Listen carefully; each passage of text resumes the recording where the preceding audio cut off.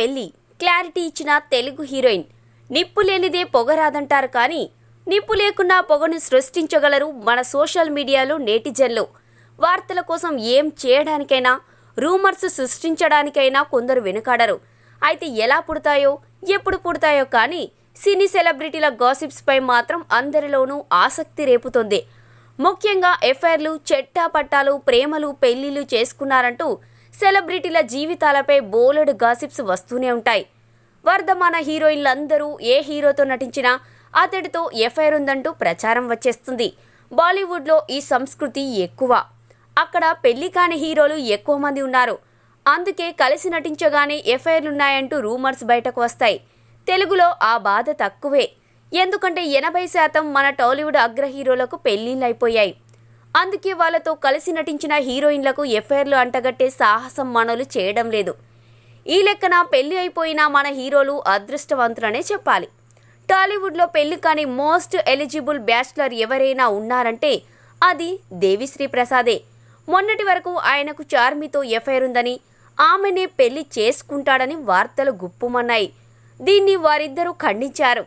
తాజాగా దేవిశ్రీ ఓ తెలుగు హీరోయిన్లో ప్రేమలో ఉన్నాడని, ఆమెనే పెళ్లి చేసుకోబోతున్నాడన్నది ఆ రూమర్ సారాంశం. దేవిశ్రీతో ప్రేమ మైకంలో ఉన్న ఆ తెలుగు హీరోయిన్ పేరు పూజిత పొన్నాడ. షార్ట్ ఫిలింలో మెరిసిన ఈమె రంగస్థలంలో ఆది పినిశెట్టి లవర్గా అవకాశం దక్కించుకొని నటించి మెప్పించింది. ఆ తర్వాత రంగస్థలం దర్శకుడు సుకుమార్ నిర్మించిన దర్శకుడు సినిమాలో కీలక పాత్ర పోషించింది.